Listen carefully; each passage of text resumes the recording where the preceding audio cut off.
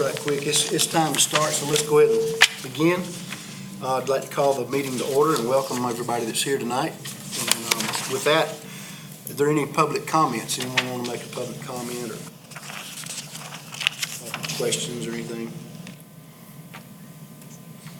All right, well then, let's look at the minutes. Take a quick look. If you want to approve those, I'd like to entertain a motion to approve the minutes. There in the big handout Mr. Adam gave us.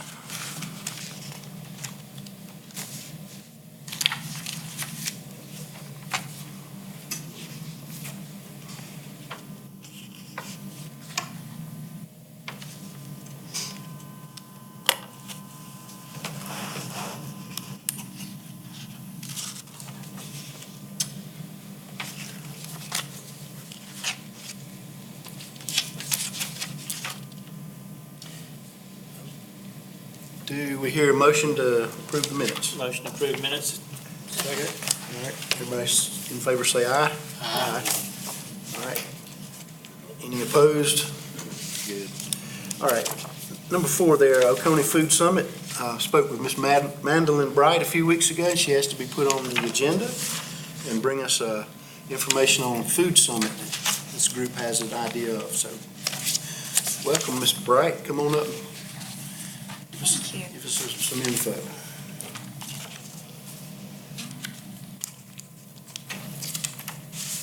I brought some copies of the objectives, if y'all would like them. Sure.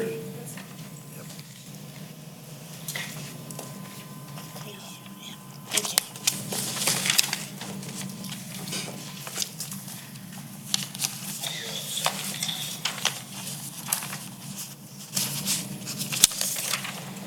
I'll go ahead and get started.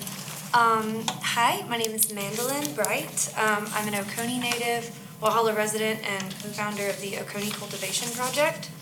The reason that I'm addressing you this evening is to inform you of an event that we are planning for the county to look at local food system issues, including production, consumption, and access.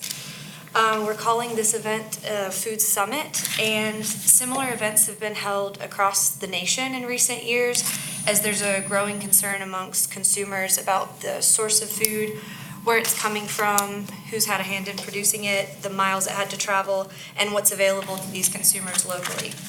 So one approach to reestablishing the connection between eaters and the source of their food has been seen in the push for more local or community-based food systems. So this has been an area of growing research for faculty and students at Clemson University. They've had an annual food summit of their own for three years now. And that's actually been the primary source of inspiration for me to plan our own event for Oconee County. I talked with multiple people after this event, which was open to the public, who said they wish they would have known about it and could have attended because they have interest in that. So I've actually connected with the student who was behind that event, Michael Summers at Clemson University, and he's actually agreed to sit on the planning committee for our event to help ensure that it's successful. Unlike the Clemson Food Summit, which is open to the public and has numerous speakers that attendees can choose from throughout the day, the Oconee Food Summit is being planned as a day-long workshop or conference type event. So we would have a specific agenda and members of the community who have been invited to attend and take part. We're shooting for a Friday in late February 2020. And we want to have breakfast and lunch featuring some of the local fare. The objectives of the Food Summit include introducing the concept of a community-based food system, highlighting some success stories in similar areas, addressing our main infrastructure and access issues in the county, and holding breakout sessions to identify resources and possibilities to increase local food production and consumption. So I'm honored to have a really great team that's working with me in planning and executing the event. This includes Gwen McPhail and Amanda Callahan, who are both local farmers. We've also got some other people affiliated with Clemson, and I've got a local chef in Seneca who's also expressed interest in the event. The goal is to have a planning committee of 10, about 10, no more than 12 members, and a full 6 months for this group to plan and put on the event. So we should be able to do this by February. We'll be meeting monthly at the co-work space here in Walhalla, 224, and I'm hoping that we'll have the first meeting by the end of the month. So yeah, in my work with OCP, I've just seen, I've increasingly started to see this disconnect between people and the source of their food. And this is even in a rural area like ours that has the strong agricultural traditions and still continuing agricultural activity. If you are what you eat, then we should strive to make sure as many people in Oconee County are eating food that was produced here so that they feel a stronger connection to the land and a stronger commitment to seeing it succeed. So we would greatly appreciate the support of the Agricultural Advisory Board as we plan the event and start to see what our needs are going to be. And of course, I would be grateful for any connections to community members who might be interested. Sounds like a wonderful event. What would you like us to help you do? The first thing would be to identify some people that are in Oconee County that might want to be a part of this. I'm still looking for about 3 more members for the planning committee. The idea is to break that committee out into subcommittees that can just tackle different aspects of planning the event so that not everybody is having to be involved in every aspect of the planning. Aside from that, I'm not trying to stay too attached to an agenda or even these objectives. They've been reviewed by Dr. Leslie Hosfeld. She's the Dean for the College of Behavioral, Social, and Health Sciences at Clemson. She's actually a rural sociologist who focuses a lot on local food systems and rural communities in particular. So she said she thought they were great as an initial launching point to get the conversation going in the county. And I'm actually hoping that I can land her or another faculty member at Clemson as the keynote speaker for the event. But yeah, in the meantime, just if there's anybody else that you think of that would be valuable to have an asset on the planning committee or just would really want to be a part. They don't necessarily have to be an expert in anything, but if you think they're passionate and would want to contribute somehow, that would be great. And I'll hang around for a little bit in case anyone has ideas afterwards. Sounds wonderful. We surely can help you find 2 or 3 people. Wonderful. Thank you so much. Look forward to working with you on it. Thank you. Wish you great success. Thank you. All right. Ms. Gibson, would you like to come up and speak to Mr. Stan? I'm sorry, I'm just teasing a little bit. We had Mr. McPhail down, and I guess she couldn't be here, so Mr. Stanley Gibson's going to give us a farm update. Yeah, I think they're cutting silage, so she's probably driving the truck for them. We're glad to see you. Thank you. Either one of you. Thank you for the opportunity to come and give you a quick update on what we've got going on at the Farm Center. Our main emphasis right now is doing some infrastructure improvements probably not as we speak, but earlier today, they were removing some trees from the property to increase our parking area. Last year during the fair, we maxed out on everything that we had, so hopefully we can get that taken care of, get it smoothed up so we can get a few more vehicles in there because we're expecting a big crowd this year for the fair.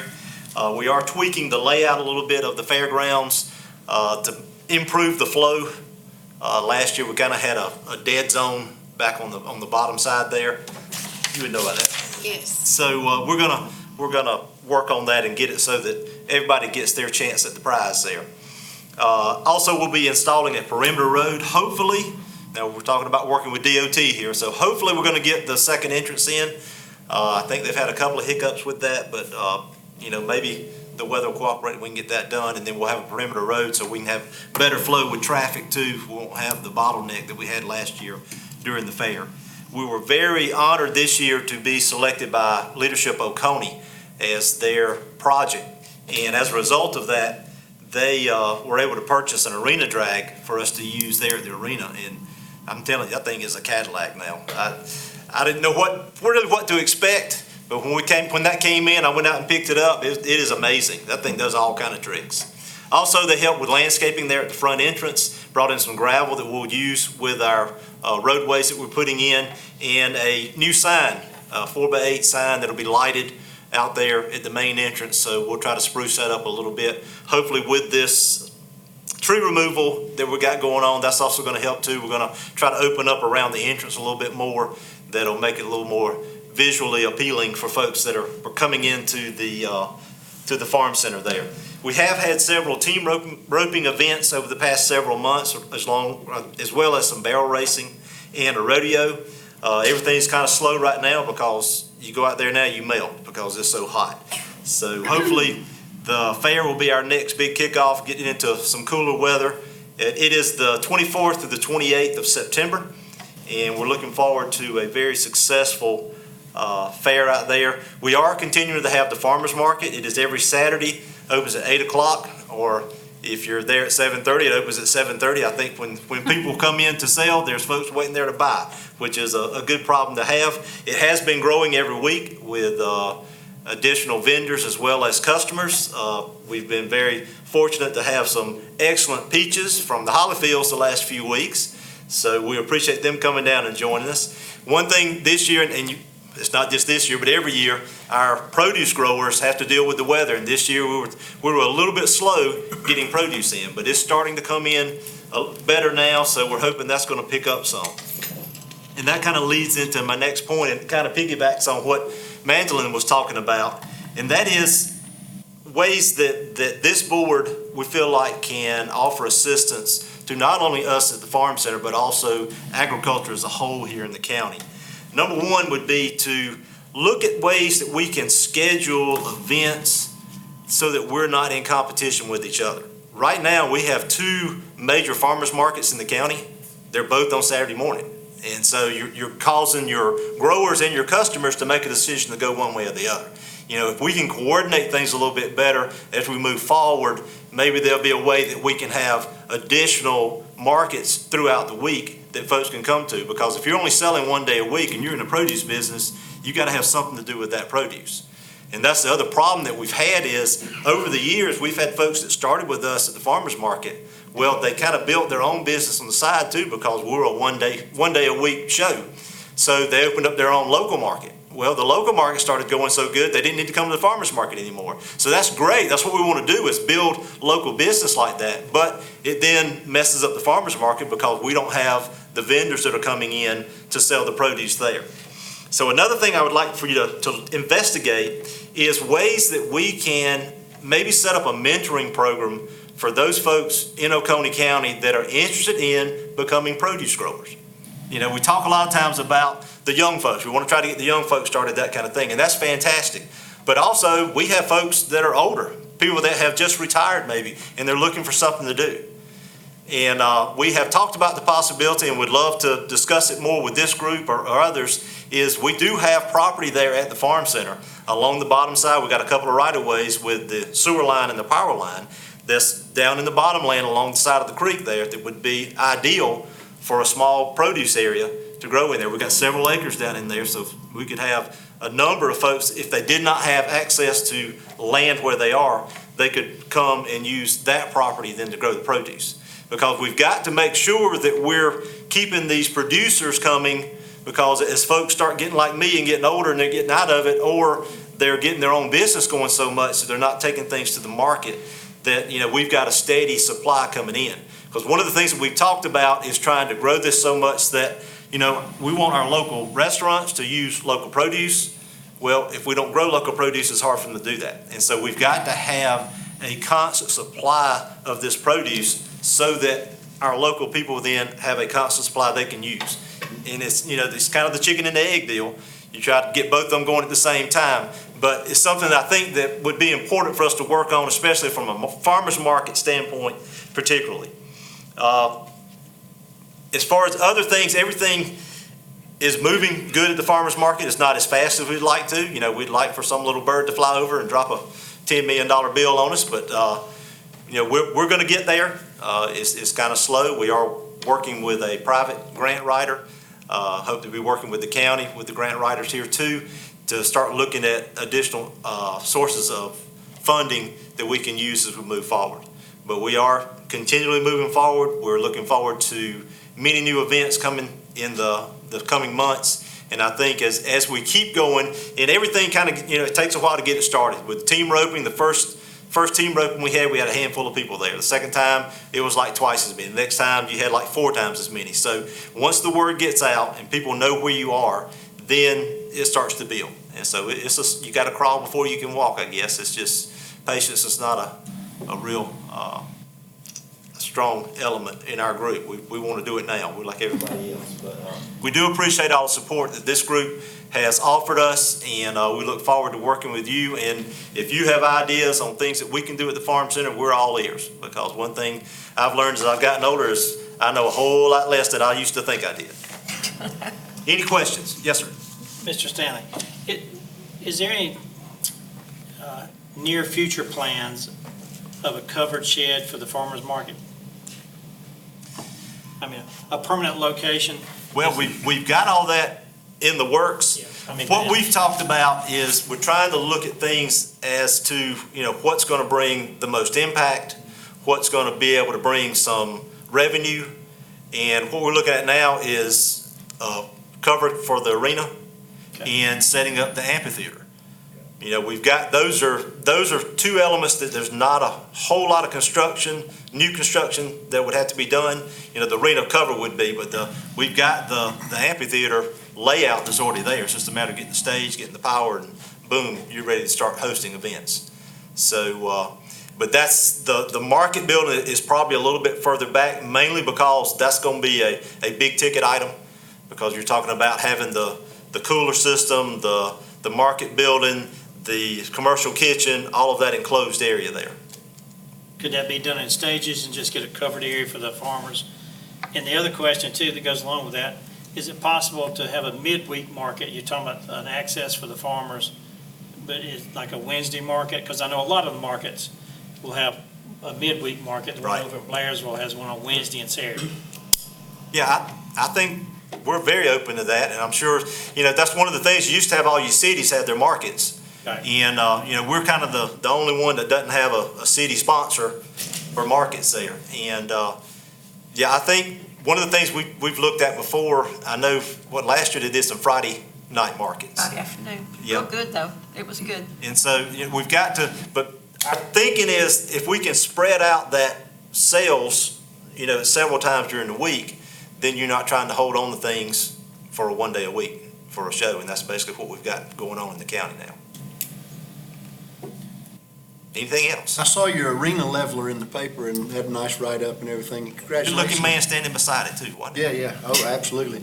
And got good coverage and good support from the Oconee group, so. Yeah. And that was probably worth as much as everything else was the PR that we got, because they had all sorts of little events and stuff talking about the Farm Center and what we're all about. So we are definitely indebted to them for all their help. Stanley, Yes, ma'am. would you do something for me? I know it might be redundant for some people. Would you state what the Farm Center is all about, like what your main mission statement is, so that everybody is aware of what all y'all are doing and what's in the, just what your mission statement is really. Well, the main purpose of the Farm Center is to be a focal point for agriculture in Oconee County. I mean, that is our main reason for being. It started a long time ago when we started the fair. It has since grew. We added the farmers market, and now it's grown to a full-blown agricultural center.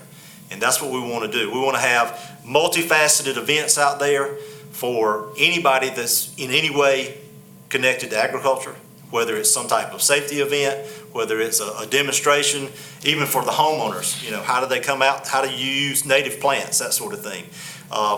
We're working with the Salem Lions Club.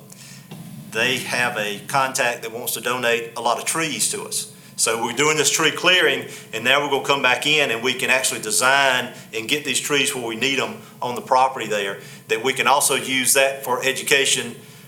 When people are doing landscaping, that sort of thing, they can come out and see, all right, this is what it looks like. And so we're trying to be a full service entity there so that everybody in the county can benefit from where we are. Now, that's the agriculture part of it. The good thing is, once you get these facilities in, then there's a whole myriad of opportunities out there, whether it's just an entertainment type venue or it's other types of educational events. So, hopefully we'll be continuing to move forward on that. As I said, it's going to take some time. We understand that. The fair took us 10 years to get a permanent site, so we're taking baby steps, but we are continually moving forward, and we're very thankful to the county council and the folks in Oconee County for the support that they've given us, because without that, we'd still be in the dream stage. Thank you. Thanks. It's going well. Y'all have done a great job. Thank you. Well, thank you so much. Again, thank you for your support. All right, sir. Next on the agenda is the state of agriculture. We were asked to present a mid-year report, kind of progress report to council, and then also kind of goals and objectives for the next 6 months. They want to know what we're interested in accomplishing, so we will compile that and just, y'all give us ideas of what we can look at, what we've accomplished, and if anything, I think we've accomplished some baby steps like Mr. Stan said, so any thoughts on that right now? Or you want to do it for homework?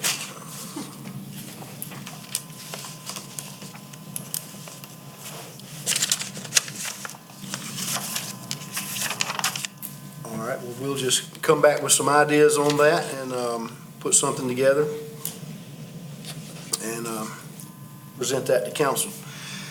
Let's look at number 7, the clearinghouse of information.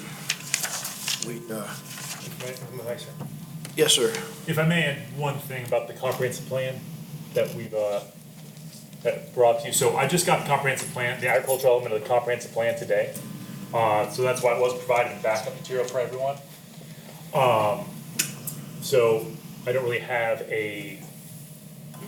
something for you really to vote on per se, but I would love for you all to look at it. So the agricultural element has been provided to you. I handed it out to you. And the way you kind of look at it is, if you start at the first page, it's going to throw you off. You're going to get stuck like on the first paragraph you start reading it. So start on the last page, page 20, 21, 22. Those are the goals, objectives, and elements. The page number's on the top right. It's 8-20. And what those are goals that have been compiled through public input, as well as some things that we were thinking about that we've kind of meshed together. So what we do from here is that if you all want to, take a look at it over the next month. Hand it out to your friends, your neighbors, your fellow farmers, and look at it. The way the goal is written is they're kind of written broad, they're kind of written aimed at agriculture. The objective of putting kind of broad language in there is give us some flexibility to work with. The great thing about this list is, let's say you love this list today, the list of goals and objectives and strategies. Let's say that's it, we're done, we love it. January 1st, we're gonna take that list and we're gonna start checking these things off. I mean, this will be kind of how we move going forward. So that's the premise of what we're doing here with the comprehensive plan. And of course, read the 20 pages that preceded all the backup data. A lot of that comes from the Census of Agriculture, and a lot of it also comes from the American Farmland Trust. And working with the state forestry people have been great. I can't speak high enough about the data people in state forestry. So we have a lot of information there, and it's stuff we can definitely add to. This is not the final iteration of the document. So if you all want to add something about crop X, whatever that is, or thing Y, we can add it, but we'll add it in as a group, just like we do with the planning commission. We'll just add it in as a group. So if there's things that you'd like the ag board to see for the next meeting regarding this, send it to me beforehand. That way I can provide it to everyone to look at. And what we've done with the planning commission is we've gone through it line by line, not the 20 pages of document, but the goals and objectives. We've gone through it line by line. So do you like this goal? Do you like this objective? Do you like this strategy? And if you all want to change it, we can change it by motion and voting it. So it's a motion of the board, not as the individual. So I've only looked at it for about the last 3 hours. So if there's anything glaring in there, I do apologize. That should be correct or not. But I do look forward to your input. And yeah, that's where that's at. So if you all have any questions about it, please let me know. If you all have any questions, email me, call me. But it's pretty interesting, the information that's in there. A lot of information. So, Yeah. thank you. And we can definitely add more, we can take away stuff, you all just, I just kind of put that in your head for the next meeting, and we'll just focus on it. Didn't mean to skip over you, I just didn't know when you were gonna No, give us it's the good. little briefing. So, the Ag Clearinghouse, we have any update on that? Clearinghouse of information, how's the best way to share it? Yeah, well, we're working on the document online for information on how young or new farmers can reach different entities in Oconee County. And I'd like for some of the other members, particularly Ms. Willoughby and maybe Ms. Carrie Roach, to look at the Clemson Extension group and just see if there's some things that we're leaving out. So maybe I can forward that to you and you can circulate it. Certainly, that'd be great. We're getting there, sounds good, input from everybody. And that was what I was gonna ask you in the next category, old business, and you answered that, so thank you very much. Any other old business? Yes, ma'am. I'd just like to say that the county council did proclaim Pollinator Week as we asked. I was there at the meeting, and they presented me with the proclamation, and I failed to bring it with me, but it's, I'll bring it to our next meeting so you can see it.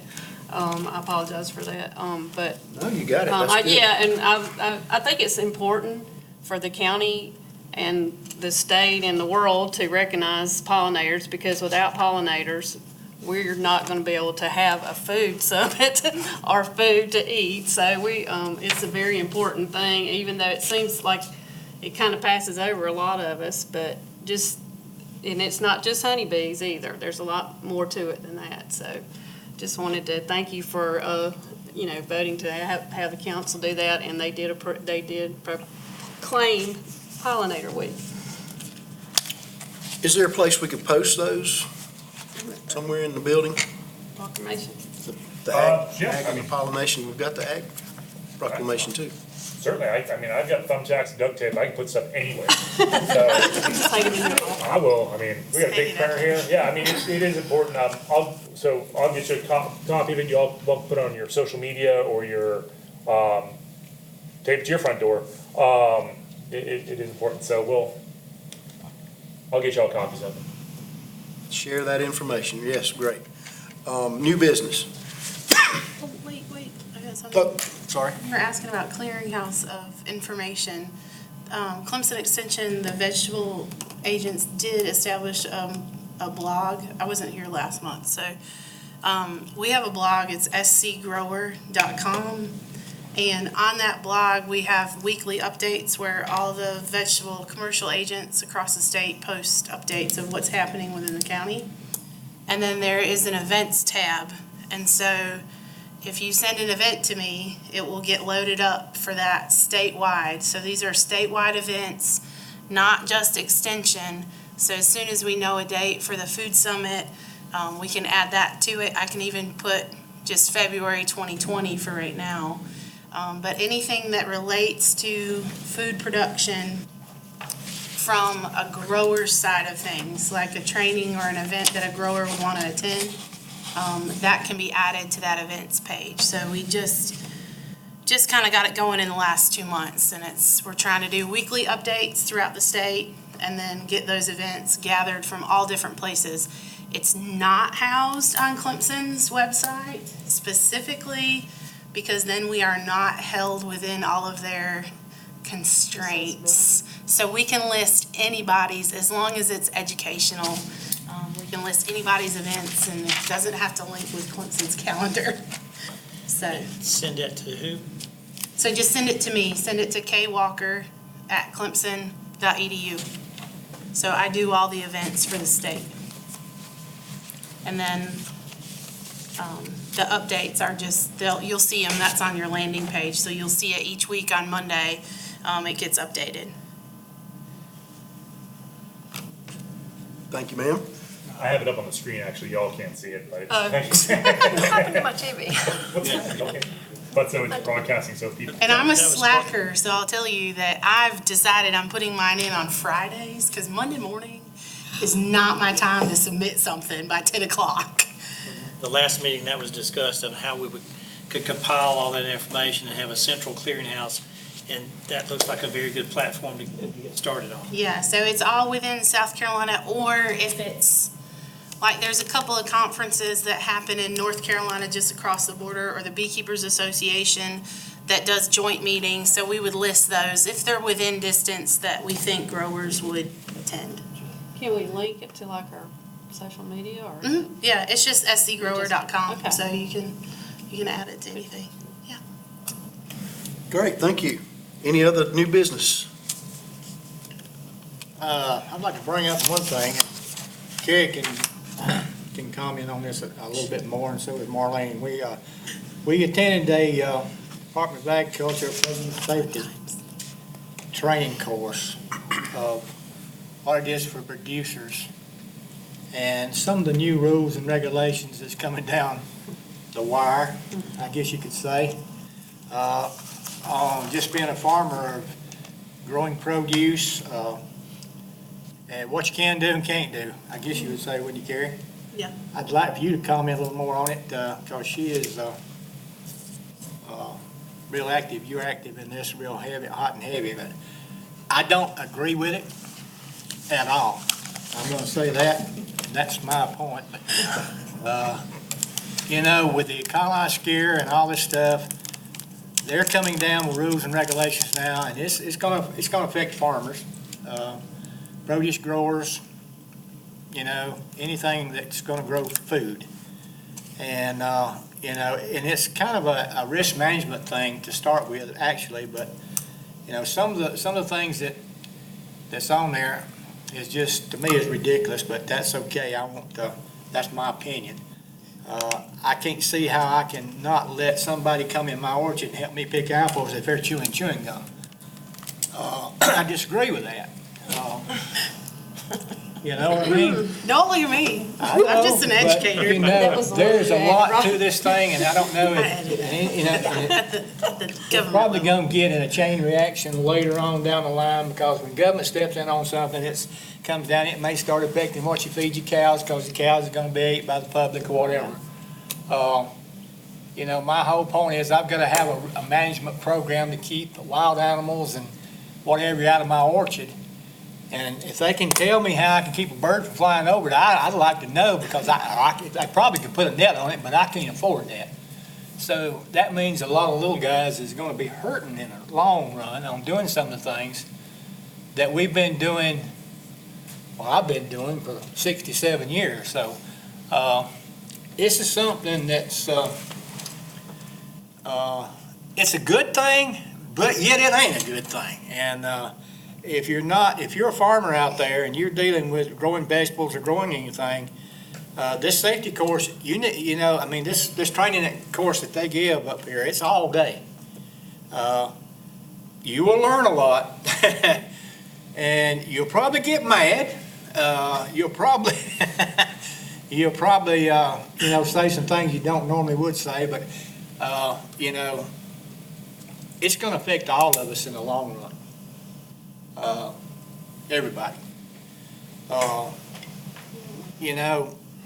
Huh? You want me to explain it a little bit? You can go right ahead. You can take over from me, because the more I think about it, the more I get. So you can go right ahead. So for those that don't know, the Food Safety Modernization Act was actually passed in 2011. So we are, over 8 years into it. And they have just really in the last few years started requiring and figured out how to implement part of that, which is the produce safety rule. So the produce safety rule basically is trying to ensure the safety of our population's food source. The goal is to get that produce from the field to the market and to the consumer's hand with the least amount of potential pathogen problems that's possible. And so the training is a part of that. So under the rule, there are some dollar figures that are listed. So they consider large farms to be those that bring in over $500,000 annually for 3 years as an average. And those farms have been subject to the produce safety rule, I believe, for 2 years already. And then there is kind of the mid-road that are at 250. 250,000. And then there's the lower road that's 25. 25, I always forget. And it's adjusted. So now that we're like 8 years later, they have adjusted it, so it's actually like $27,000 over a period of 3 years, average annually. And so if you make below $27,000 for 3 years, average annually, you are not subject to the produce safety rule as a part of the Food Safety Modernization Act. But in the state of South Carolina, you still have to file an exemption.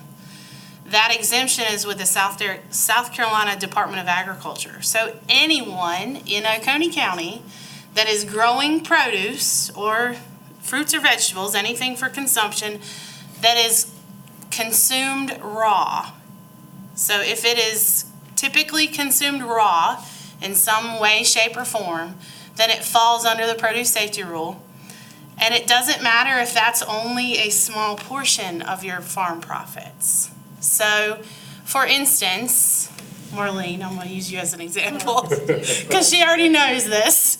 So if you have a poultry operation and you also have a vegetable operation, if your vegetable operation is underneath that $25,000, but your poultry operation throws you higher, it doesn't matter. It all falls. It's total farm income. It's income, not profit, Not profit. okay? So Not profit, income. it's the total income. So if, for another instance, is if you have cattle and then you have apples, that combines together. It's total farm income. So even if your vegetable or fruit side is small, it's the total farm income. Now, I'm sure there's some loopholes there. You could have it listed under a different farm name or that kind of thing, but the rule states that it's total farm income. So in the state of South Carolina, if you fall under that $27,000 for the last 3 years, and it's adjusted, so it's like 25, 26, and 27, then you still have to file an exemption. And so that exemption just states that you are aware of the Food Safety Modernization Act and the Produce Safety Rule, and that you are registering with the South Carolina Department of Agriculture, and that if something were to happen, that you would then be able to be compliant at that time, because you are aware of the rule, okay? So if you are above those numbers, then you are not exempt, and you have to comply with certain things. You have to have water testing every year, and the water testing is just now coming into effect, and there's a lot of moving parts to that. There's not a lot of labs that test for what they want, so it's all kind of shifting and changing. The South Carolina Department of Agriculture is the entity that is governing this in South Carolina. And they are just now going to start doing inspections on large farms. So if you have a smaller farm or a large farm and you want to get on their radar to ask them how to make sure that you pass, they are scheduling mock, what did they call them? Mock investigations or inspections. To be able to, they're off the books. They don't even write your farm name on their calendar. Like they try to be super, just covert with them. They're not going to write anything down. They're just going to talk you through an investigation and say, hey, somebody's over there chewing tobacco while they're grading produce. It's probably not a good idea. You might want to ask them to just quit while they're grading. They can do it on their own time, maybe not while they're grading produce. So they'll walk you through an investigation. It's free. Again, it's an educational thing. So this is the time to get on their schedule and say, hey, I want you to come help me be compliant. It's really scary for some people, some farms that have never had to deal with it or never really thought about food safety. Stanley, when you were saying that you had bottomland, my mind immediately was like, no, no, no, no, no, because you have an arena with poop. It runs the other way. Okay. That's a sewage line. Never mind. The sewage line is the other one where I'm like, okay, but, yeah. Maybe not the right kind.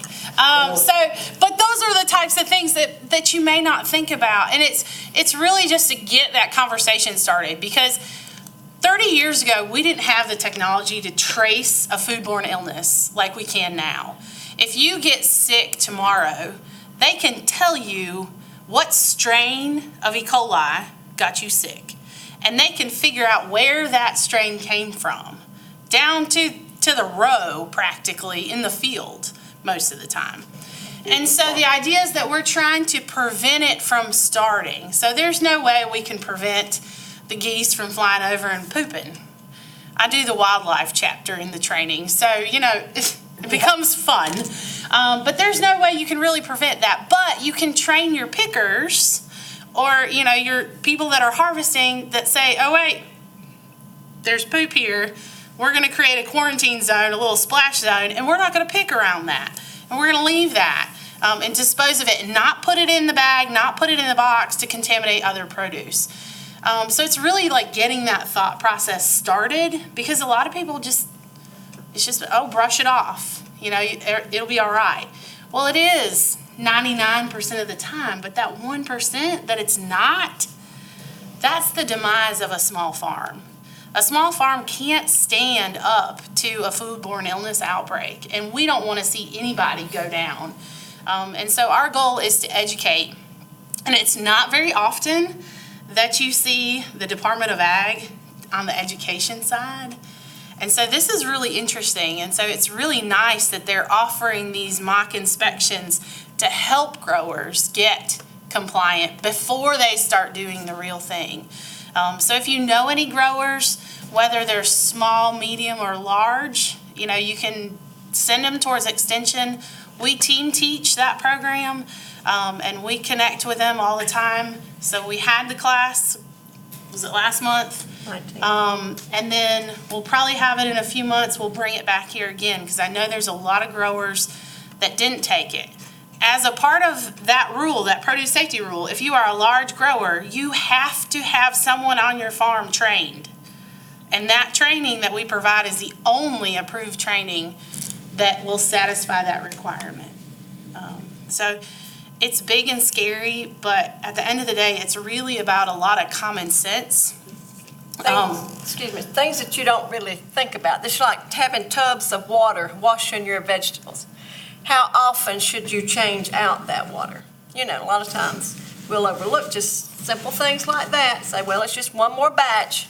It's not very dirty, but there's things like that they bring up that you just don't think about. That's really, really important, of changing your water out for your vegetables. There was just a lot of stuff in there that you just don't think about. That could make a lot of big difference in handling of food source. And water is the #1 contaminant. Exactly. So at a farmer's market, I would personally, just because of what I know, I would rather buy a dirty squash than a perfectly washed, clean one. Because that dirty one, I know, never touched some random water source that may not have been tested. And we don't think about it. We think, oh, it's clean. Oh, that's great. Another thing that we brought up with the apple growers was the ladder. I know. They had a field day over the ladder. So when you climb a ladder, they told them you can't put your hands on the rungs because that's where your feet go. And so some friends that will remain nameless couldn't figure out how they were going to get up the ladder without putting their hands on the rungs. And we looked at them and said, okay, put them on the sides, The rails. put them on the rails on the sides of the ladder. But it's not stupid, and we can laugh about it, but only because it's common sense, but we don't think about it. Those are the types of things that we kind of have to retrain our mind, and that's what this is all about, is trying to prevent those little things that could lead to big problems. So if you know a produce grower, if you're in contact with them, just make sure that they're aware of the Food Safety Modernization Act and the Produce Safety Rule.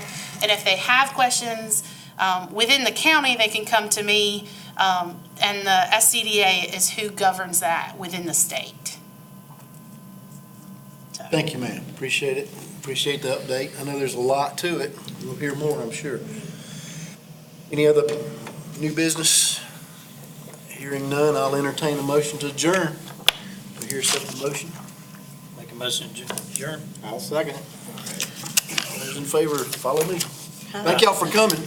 Appreciate everybody's input, and good to see everyone.